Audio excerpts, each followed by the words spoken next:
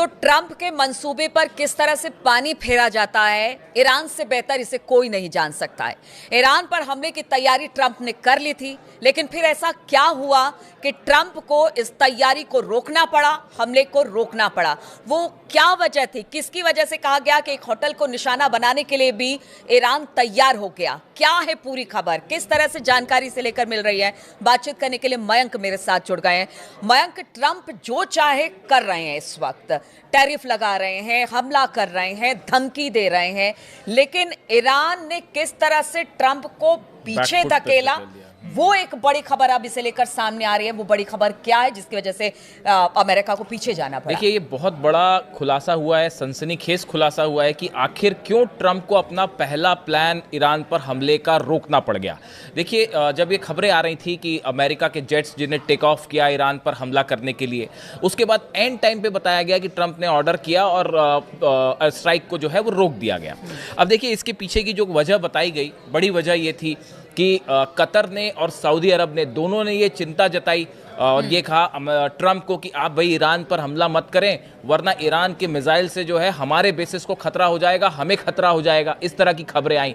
लेकिन अब इसको लेकर एक बहुत बड़ा और सनसनीखेज खुलासा हुआ है। बताया ये जा रहा है कि कतर में, दोहा में एक 5 स्टार होटल, जिसका नाम शायद आप लोग पढ़ लें, हम नाम नहीं लेना चाह रहे उसका, तो वो होटल में एक वॉर रूम तैयार किया गया और अमेरिका के जितने बड़े अधिकारी हैं, जो सेंट्रल कमान है उसके जितने बड़े अधिकारी हैं, वो सब उस 5 स्टार होटल में शिफ्ट हो गए और उस होटल को जो है वो एक वॉर रूम बना लिया गया और यहाँ से प्लान चल रहा था कि कैसे ईरान पर हमला किया जाए, किस देश से फाइटर पायलट्स अंदर जाएंगे, कहां से मिसाइल्स मारी जाएंगी, सबमरीन का क्या रोल होगा। ये पूरा प्लान जो है वो बताया जाता है कि दोहा में इस होटल से चल रहा था और ये जानकारी मिल गई ईरान को। देखिए, हुआ ये कि जैसा बताया जा रहा है, हमने पहले भी आपको ये बात कही कि एक तो रूस और चीन के सैटेलाइट्स मिडिल ईस्ट में एक एक गतिविधि को अमेरिका की और इजराइल को फॉलो कर रहे हैं। इतना ही नहीं, जितने अरब देश हैं वहाँ पे क्या मूवमेंट हो रहा है, वो अमेरिका का साथ दे रहे नहीं दे रहे,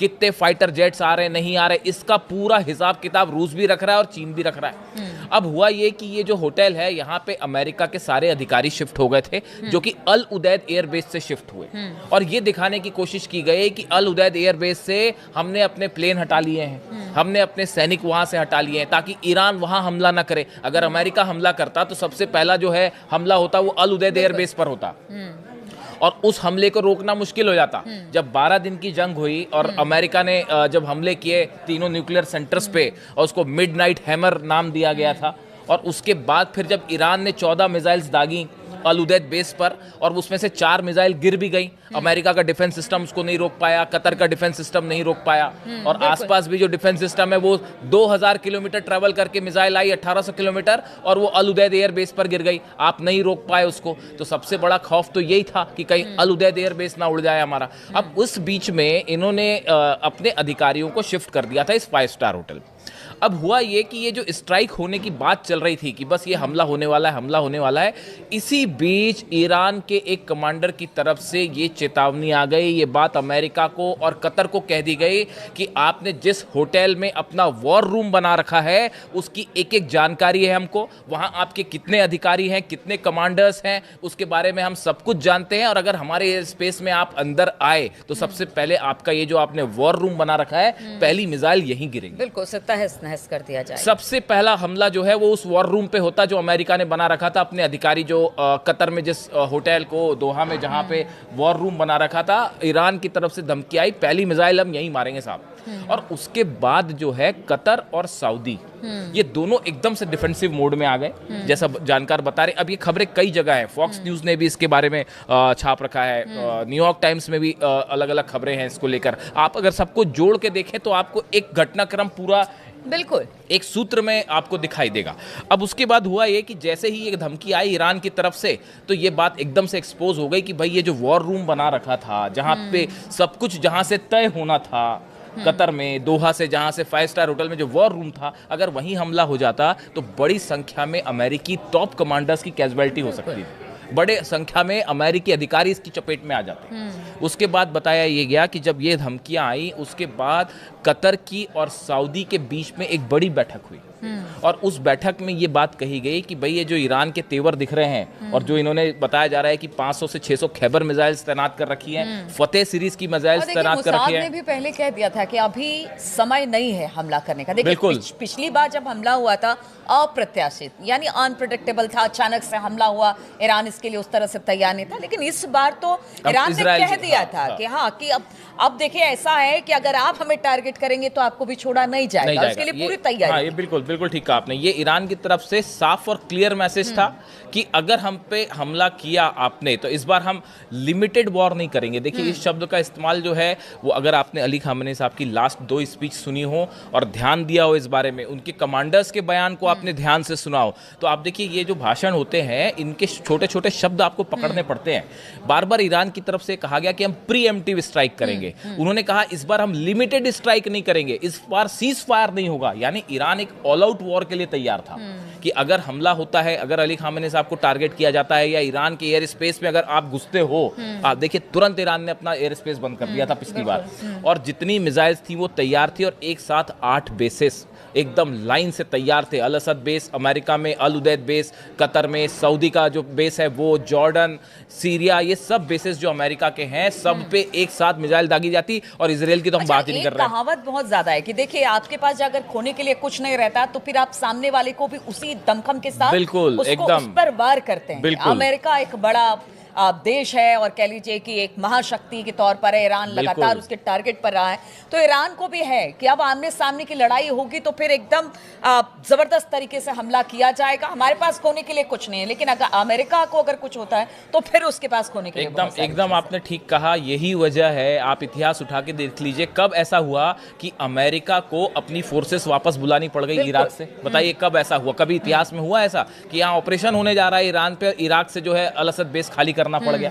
पहली बार हुआ ऐसा। अब देखिए अब ये घटनाक्रम पे आते हैं हम फिर से। अब ये जानकारी जैसी पता चला भाई इनको अमेरिका और कतर को और सऊदी को समझ में आई ये बात कि भाई ये तो पूरी जानकारी इनके पास पहुंच चुकी है कि वॉर रूम का एक एक चीज इनके पास है। उसके बाद कतर और बताया जाता है कि सऊदी के बीच में एक बड़ी चर्चा हुई और उसमें ये तय किया गया, जिसके बाद क्राउन प्रिंस जो है मोहम्मद बिन सलमान, इनकी तरफ से अमेरिका को ये बात कही गई कि भाई देखिए आप हमारे एयर स्पेस का इस्तेमाल ना करें, आप हमारे बेसिस का इस्तेमाल ना करें। अगर आपने हमारे बेसिस का इस्तेमाल किया, जो बताया जा रहा है कि जो सऊदी की तरफ से मैसेज दिया गया कि अगर आपने ईरान पर हमला किया इस हालात में तो मिडिल ईस्ट में एक इतनी बड़ी जंग छिड़ जाएगी जो यहाँ सब कुछ तहस नहस कर देगी। और वो जब उसके बाद तो फिर ये थोड़ी ना देखा जाएगा कि सऊदी किसके साथ है और यूएई किसके साथ, जो अमेरिका के साथ वो सब ईरान के दुश्मन। और ईरान ने भी ये बात साफ साफ कह दी थी सऊदी को कि देखिए हम आप पे हमला नहीं करना चाह रहे, हम यूएई पे हमला नहीं करना चाह रहे, हम सीरिया, जॉर्डन, किसी भी कतर, कहीं हम हमला नहीं करना चाह रहे, लेकिन अगर आपने अमेरिका को अपना एयर स्पेस दिया, अपना बेस दिया, तो मजबूरन हम आपको हमला करना पड़ेगा और हम सोचेंगे नहीं इसमें। ये बात टॉप अधिकारियों की तरफ से ईरान के कह दी गई थी इन सब देशों को, अरब देशों। यहां से पलट गया खेल। यहां से सबसे पहले तो ये जो वॉर रूम वाली बात सामने आ गई कि भाई 5 स्टार होटल उड़ाने के लिए ईरान तैयार बैठा है, सब अमेरिकी अधिकारी जो है सीधा टारगेट पे आ गए सेंट्रल कमांड के, उनको फिर पहले वहां से खाली करवाया गया। बताया जाता है कि वो आनंद में जो 5 स्टार होटल में जहां पे वॉर रूम बना हुआ था सो कॉल्ड, उसको वहां से खाली करवाया गया। सब अधिकारी को वहां उल्टे पर भगाया गया कि भाई पहले आप ही खाली करिए वरना पता चला कि आप ही निशाने पे आ जाएं। वो खाली किए गए। सऊदी और कतर के बीच में बड़ी चर्चा हुई, ये कहा गया कि भैया आप जो है हमारे बेस का इस्तेमाल ना करें। उसके बाद फिर अमेरिका ने अपने प्लान बदले और ये हुआ कि फिर अब्राहम लिंकन जो एयरक्राफ्ट कैरियर है उसको बुलाया गया। उसके अलावा जो जॉर्ज डब्ल्यू बुश इनका एयरक्राफ्ट कैरियर है उसको भी डिप्लॉय किया गया। मेडिटेरियन सी की तरफ बढ़ रहे हैं और अगले 48 घंटे में दोनों पहुंच भी जाएंगे। यानी 48 घंटे बाद आप देखिएगा फिर से हालात इसमें जो है बदल सकते हैं। अब इसी बीच ट्रंप से पूछी गई ये बात, अब ये बात सब जगह लीक हो गई कि भाई ये तो हमले का प्लान था। ट्रंप से सवाल किया गया कि भाई आपने स्ट्राइक, आप कह रहे थे एक तो मदद आ रही है, मदद आपकी आई नहीं, आपने क्या प्लान बनाया था उसे चेंज क्यों किया, क्या कोई दबाव था?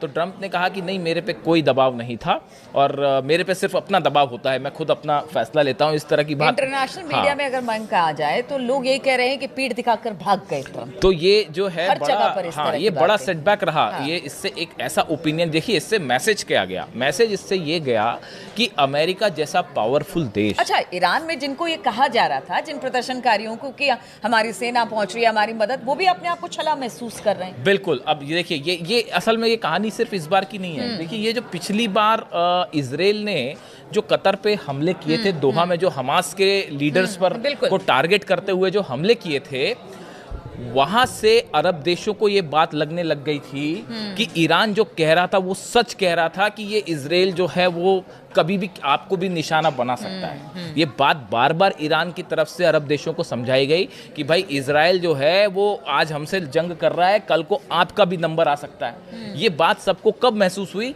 जब इजराइल ने जो है वो कतर में जो है दोहा में स्ट्राइक्स करी और हमास के लीडर्स पे, वहां से जो है वो ये बात सबने महसूस की। अमेरिका इजराइल पर विश्वास करके अगर ये अरब देश ईरान का साथ छोड़ते हैं तो ये बड़ा नुकसानदेह हो सकता है। ये इस बार इनको महसूस हुई। हाँ। और इसी वजह से सऊदी और कतर की तरफ से फिर बताया जा रहा है कि बाकी कई देशों ने भी ये बात कही कि भाई आप जो है हमारे एयर स्पेस का इस्तेमाल ना करें। उसके बाद सेकेंड प्लान पे अब जो काम चल रहा है, देखिए ईरान को अभी भी घेरने की तैयारी चल रही है और बड़ी तैयारी चल रही है। पूरे जहाज जो है, दोनों एयरक्राफ्ट कैरियर आ गए हैं। कई सारे ऐसे जहाज जो एयरक्राफ्ट कैरियर नहीं है, वो भी जो है उनको जो डिस्ट्रॉयर्स कहते हैं उनको, वो पहुंचने शुरू हो गए मेडिटेरियन सी में, रेड सी में आसपास आने शुरू हो गए। और इसके अलावा बड़ी संख्या में सैनिकों को भेजना भी शुरू हो गया। क्योंकि व्हाइट हाउस की तरफ से आदेश बयान आए थे कि देखिए हमले का विकल्प अभी भी खुला हुआ है। बिल्कुल बिल्कुल। तो ये जो बिल्डअप हो रहा है ईरान के चारों तरफ, ये बता रहा है कि अभी मामला जो है 48 घंटे बाद निकल के सामने आएगा कि क्या हो सकता है। और देखिए एक और बड़ी बात, इस बार ये सऊदी, कतर और बाकी जो देश हैं, इनकी तरफ से ये बात भी कही गई अमेरिका को कि पिछली बार के विरुद्ध इस बार जो है रशिया और चीन दोनों बड़ी मदद कर सकते हैं ईरान की। आप इसको वेनेजुएला ना समझें कि वेनेजुएला पर हमला किया और वो एक देश चूंकि मेनलैंड से दूर है, रशिया से, चाइना से, तो कोई मदद नहीं कर पाया। लेकिन ऐसा ईरान के साथ नहीं है, तो वेनेजुएला मत समझिए। और यहाँ से जो है ये जो 5 स्टार होटल में वॉर रूम बनाने वाली बात थी और जो ईरान के एजेंट्स को पता चल गई, ईरान की खुफिया एजेंसीज को पता चल गई, और वहां से जो है ये पूरा मामला पलटा और उसके बाद इन अधिकारियों को वहां से छोड़ना पड़ गया और यहां से पलट गया ट्रंप का पहला प्लान। तो देखिए पहला प्लान तो ट्रंप का पलट दिया ईरान ने, जिस तरह से हमले को लेकर लगातार प्लानिंग अमेरिका की हो रही थी।